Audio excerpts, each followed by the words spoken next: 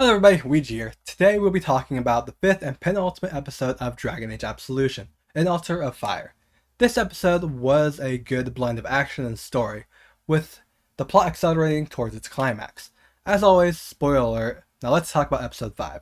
Episode 5 of Dragon Age Absolution surprisingly doesn't start where the last one ended, like the previous couple of episodes. This one starts off with Rosarin tending to zombie Neb's wounds, healing the slashes left by Miriam, while promising him that he will bring him back to life, make Miriam see how things are supposed to be, and that he will make them a family again, no matter the cost. That's not foreboding at all. This scene was very ominous. From Rosarin's dialogue to the high dragon that they are sitting under, it all gave the scene this foreboding feeling. It makes me worry for Miriam and her crew, as clearly Rosarin is starting to lose it after Miriam denied his offer. I absolutely loved this scene. The show then shifts to a scene that flashes between Miriam in the safe house and Hera being escorted to her cell. All the while we get some narration from Miriam about her past, about how she doesn't remember a time where she wasn't someone's property, how Neb was the only one growing up who gave a damn about her, and how Hera was the one to show her what it truly meant to be loved by somebody. It's all very depressing. After this speech, Quidian envelops her in a massive hug, while crying, almost suffocating her. Because, you know, she is an 8-foot Canary and Miriam's a 5-foot elf. It's a very cute moment, showing us how good of a person Quidian is. She then tells them about Fairbanks' betrayal, which Quidian is in disbelief about. I still have my own personal doubts about the Fairbanks situation. I think Miriam might be being played, unfortunately, by Hera. There's information later that solidifies these doubts of mine. From here, Miriam begs them to help her save Hera. Tells them that she can't do it on her own. She needs help from people who are at least trying to be decent people, saying anybody that helps her will have her gratitude, forgiveness, and whatever the hell they want. She also gives anybody who wants it the opportunity to take the circulum and go. I really love this line from Miriam. I think that we are at least trying to be decent people. It fits really well with one of the bigger themes of Dragon Age. That there aren't really good people in the world is just people trying to be decent. After all, what one person considers good, another can consider evil. So is it really good? In this world, no matter how good the person, they have done some messed up things. Whether that be killing an exorbitant amount of people, or letting someone dangerous go to achieve a greater goal. In the games, you can try to be as good as possible, but at the end of the day, you are still forced to make decisions that someone else can consider you a bad person for making. The world operates in this very gray area. The fact that she calls them decent people shows how much Miriam has grown to trust them. This scene also has a line from Roland that I really liked for a completely different reason, when he says that there is a reason that the Deventer flag is a snake, after hearing about Miriam's past. Yeah, you tell them, Roland, this is some real best friend shit, right here. Fuck the Deventers. At least the ones in charge. I like that Miriam gives them the option to leave though, if they want, free of consequence and judgment. She knows the mission that they're about to undertake is dangerous, and she honestly couldn't blame them if they wanted out. It shows that Miriam is a good person, but also shows how much she values free will and the right to make your own choices. After all, she could 100% force them into doing this by threatening to expose them and their safe house to the people who are going to capture her. She isn't going to force them to do something they don't want. She isn't going to be like the people that owned her. The episode then cuts to Miriam outside alone, making it seem like she is doing this by herself, before Quidian comes into frame, putting a hand on her shoulder, telling her despite the fact that she is terrified, she is going to help, which is extremely admirable. There's nothing better than a character that is clearly scared, but decides to do the right thing anyway. Then Roland comes into frame, standing by Miriam's side. He says that she has always been there for him, so it's his time to repay her. This small interaction really makes me want another show or perhaps a book following the adventures of Roland and Miriam. I want to experience how they became best friends. Finally, the show pans over to the door where we see Lachlan leaning against it, who in a very tsundere way tells them that he is going with them. But it's not because he likes them or anything, idiots. I love this trope in media, where the heroes all one by one decide that they are going to go on that dangerous mission, the one that there is no guarantee they will come back from. I know inside that they are all going to do it, but there's always that small doubt in the back of my head that goes, but what if? And that builds some tension for the scene, as I wait anxiously for all the characters to join in, waiting for that one guy to ditch them. Something that probably isn't going to happen. In this case, Lachlan. And I think that this show has done a good job of placing that small doubt in the back of the audience's head about Lachlan's loyalty. with all his talk about just taking the Infinitus and running, and he is given the choice by Miriam to do it, without consequence and without judgment. So when he does join, there's a small sigh of relief, and it's a big character moment for him, as he decides that the group is more important than his own personal safety. He finally decides to trust them. I think hearing about Miriam's past helps with that, as he finally understands that there is no way she would betray the group to help them. The show then cuts to Hira, who is being interrogated by Tassia, who identifies her as a Tevinter, a noble actually, or ex-noble I should say. She is confused as to why Hira would steal something that would hurt Tevinters. Steal something that they could use to help Tevinters. Then we learn about Hira's background, as well as her personal motive for wanting the Circulum. Her family was executed by the Venatori, a group that are the unofficial protectors of Tevinter. The reason for their execution? Daring to help the people that the Venatori would have everybody persecute and oppress. They executed their father in their front yard as a warning to everybody else. That is extremely fucked up and brutal. No wonder she grew up with this desire that she has to destroy all of Tevinter. The line all of Tevinter triggers something in Tassia as she tells her that she's heard it before. I just finished Dragon Age 2 and then this line also struck a chord with me, as I remember hearing it in the Hanged Man in the background, but I can't for the life of me remember the rest of the details of that conversation. But there is some group in Kirkwall that really hates Tevinter, which is who she is trying to deliver the Circulum to, so it looks like it's not Varric. Tassia tells her that not everybody supports the Venatori, that there are people trying to change Tevinter for the better, that stealing the Circulum isn't going to help anything. Her attempts to dissuade Hira fall on deaf ears though, as she fires back by telling her that she hates Tevinter, because of what they have done.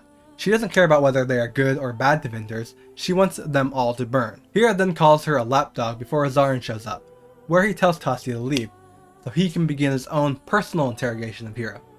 But let's stop here for a minute to talk about the Tassia and Hira scene, because there's quite a bit to go over. So is right about her being a traitor to the Inquisition. She has no desire to secure the Circulum to get it out of dangerous hands, like they were to buy Cassandra, like what Fairbanks was trying to do. No, she wants to use it for her own revenge. I guess this means her contact in Kirkwall definitely isn't Varric, as I don't see him trying to do something like this. This also means my theory about the Inquisition knowing about her betrayal is likely correct, and that's why Fairbanks attacked. I wonder if this information is going to be confirmed in the final episode, or if I'm going to be left guessing. Woo! This means Fairbanks wasn't a bad guy. Boo, because this means that Hira definitely is. It's going to kill Miriam when she finds out. While it's understandable to want to get justice for what happened to your family, the hate for the Venatori has clearly blinded her, as she is trying to commit genocide on all of Tevinter, regardless if they are good or bad people. Look, I've made it clear that I hate Tevinter, but that mostly applies to people at top, not the slaves and the poor that have no power over what happens in the Imperium. Like, even I think this is a little severe. This also means that she is actively lying to Miriam, by keeping this information from her, and by calling Fairbanks a traitor. Something tells me that Miriam wouldn't agree to this plan of hers. Miriam, despite her appearances and attitude, has shown that she cares for, at the very least, the slaves in the Imperium. Also, she doesn't seem the type to agree to genocide. Hira wound up being the Anders of the show, not Rosarin, the good mage going about trying to change things the wrong way. I wonder if Miriam is going to have to kill Hira at the end of the show. This scene both made me like and dislike Tassia more. On one hand, she has way too much pride in the Tevinter, way too much nationalism for a nation as corrupt as it is, but on the other hand, in this scene, she seems to acknowledge that corruption and tell Hira that she is trying to change the Tevinter for the better. And I really like characters that are doing their best to change things from the inside. Characters who honestly see that it would probably be easier to change things through force, but decide a more peaceful approach would be better. Tassia reminds me a lot of Flynn from Tales of Vesperia, except Flynn lacks that blind loyalty towards a criminal. Wait, I guess she doesn't, because Yuri is also a criminal. Again, this scene wraps around to what I was talking about earlier about there being no real good people in Thetis, as even these two seem to be the typical good people have their flaws, where you can argue whether they are good or bad people. Though in this case, I think Tassia is trying to be a decent person like Miriam was talking about earlier. Here, on the other hand, yeah, she's going a little bit off the deep end with this genocide stuff. Rosarin comes in and immediately hits Hira with a blast of magic, before using it to choke her, where he then begins to question her on why she helped Miriam escape. Hira tells him it's because she loves her. Rosarin lets her drop to the ground after that, before laughing at her. He then threatens to hang her. Before the interrogation can go on though, some guards show up to tell him that Miriam is at the gate. He gives Nev some handcuffs to restrain Miriam, and some magical energy in case she resists. This scene had one really interesting line. When he is questioning Hira, She tells him that Miriam would never forgive him if he killed her, and he responds with, "Once everything comes out, I think she will thank me." I wonder what he is talking about. Is it her goal to destroy the Venture, the lies that she told about Fairbanks, or is there even more that she is hiding from the group? Either way, I don't think she would thank him. Honestly, I think it would be best for Miriam to just leave them both behind, and get away from the two people who are both trying to use her emotions to manipulate her into doing what they want. She should go off on an adventure with her gay best friend Roland, and his future boyfriend Lachlan, and Quinion can go too. The show then cuts to Miriam surrendering at the gate, with Tasia and Neb, as well as a bunch of guards ready to meet her. Tasia then notices that the others are missing, where we cut to the others who are scaling up the side of the palace, very reminiscent of the first episode, where we get this really cute and awkward interaction between Roland and Lachlan, where he says if they make it out alive, they should ask for a better cut. You can see the disappointment in Roland's face at this. He thought he was going to confess to him. He is probably expecting too much out of this clearly emotionally stunted dwarf. Then Quinion blows up a hole in the side of the palace. This draws Tasia's attention and she takes half the guards with her to take care of them. Then action begins, as Miriam catches the guards off guard as she immediately kills one of them before he can even finish his sentence, with a well-placed throwing knife. Miriam came prepared as she has dozens of knives in her cloak. She then proceeds to slaughter the rest of the guards in a really good showcase of her roguish skills. My favorite parts of this fight scene are when she uses her wired daggers to take down a shielded guard by pulling it back, and this part where she throws down a smoke bomb, then proceeds to pick the guards off stealthily. It really showcases that Miriam isn't just skilled, she's also smart. It also helps to ground our heroes a little bit.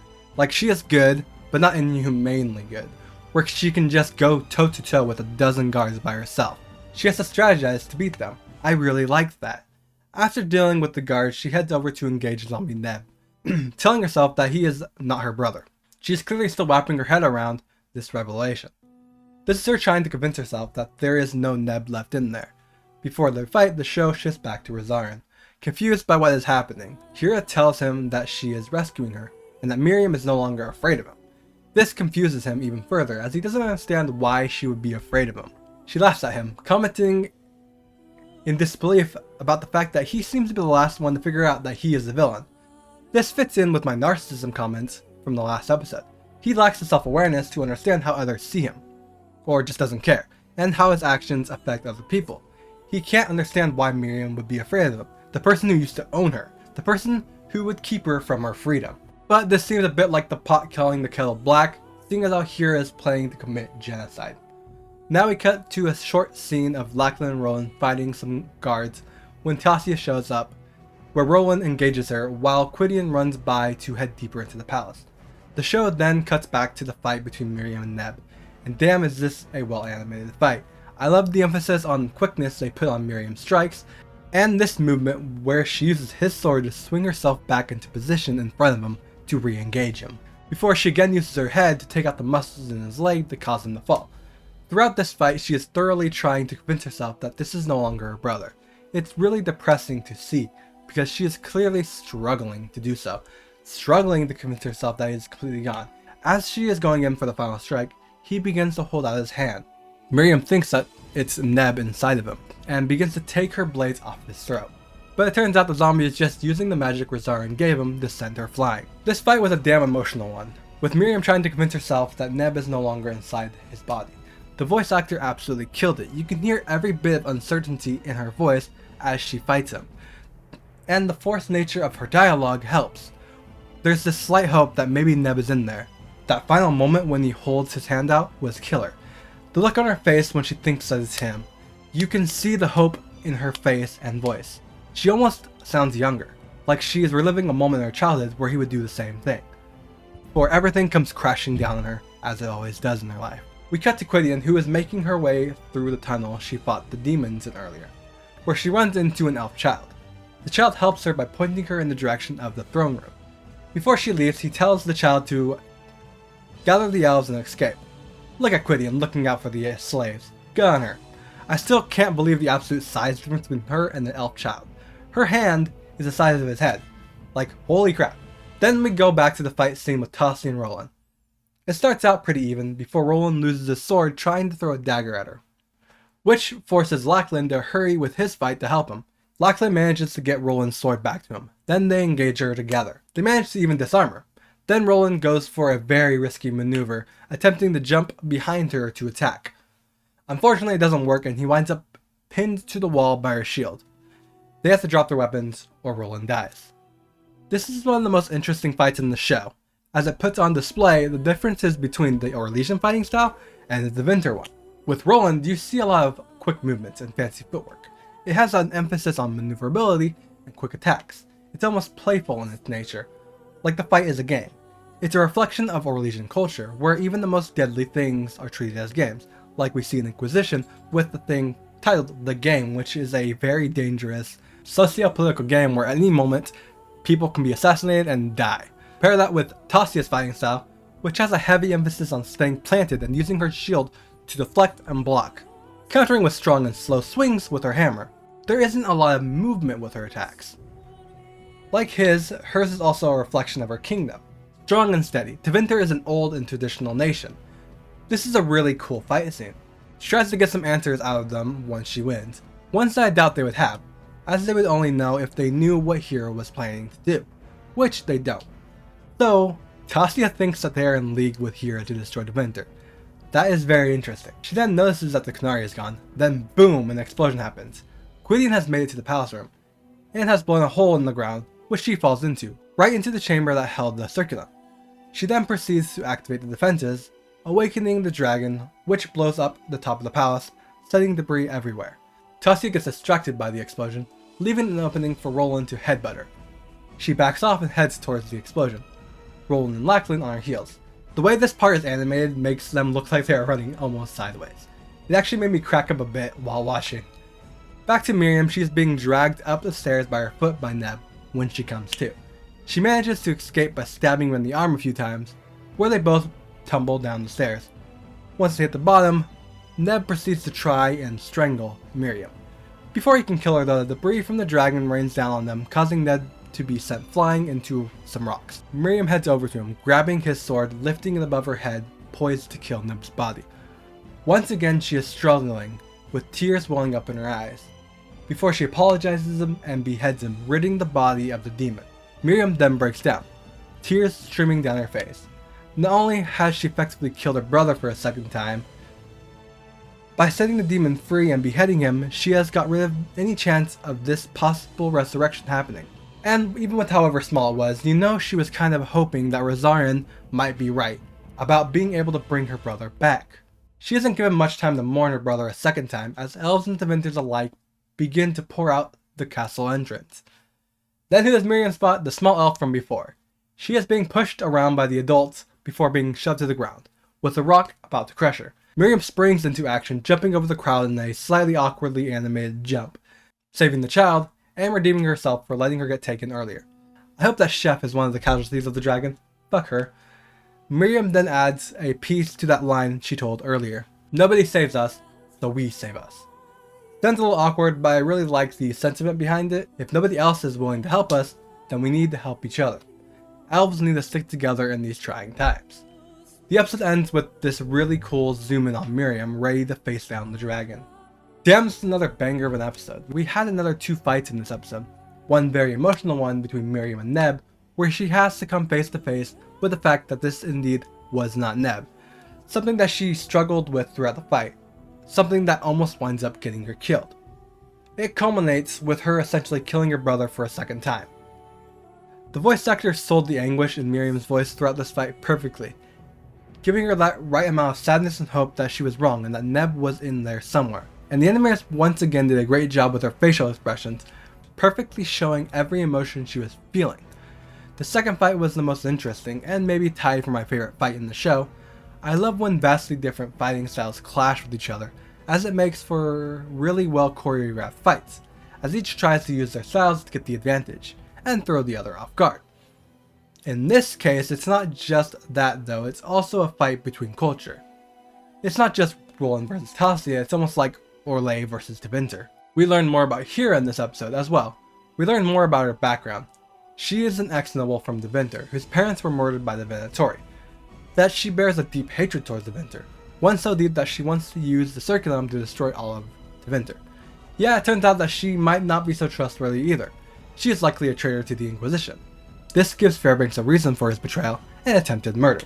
She hasn't told any of this to the others though, meaning she has manipulated them just like Rosarin. I wonder if they will join forces by the end of this. I do like this as it gives Hira more character outside of Miriam's girlfriend, and gives a reason for Fairbanks' deeds. It also is potentially going to give us our saddest moment in the show, as I don't know how Miriam is going to react when she learns what Hira is attempting to do. I don't think she would support it, especially given she just saved that child. Clearly she doesn't hate everybody in Tevinter. I think that Hira is going to force Miriam to be somebody she didn't want to be, somebody who changes the world. I love the little scene at the end when Miriam saves the child, because it shows us that Miriam has changed, and she went out of her way to save the child, going against her ideal of nobody saves people like us, and redeeming her actions from before. Overall, this episode was another very good one, with some good fights that had everything racing towards an explosive climax. I give this episode a 9.5 out of 10. So if you enjoyed this video, give a like and consider subscribing. Tell me what you thought of the episode in the comments below, and thank you so much for watching. Weegee out.